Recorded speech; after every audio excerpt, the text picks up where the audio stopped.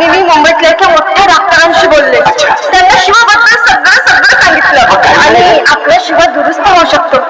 होय बाबा.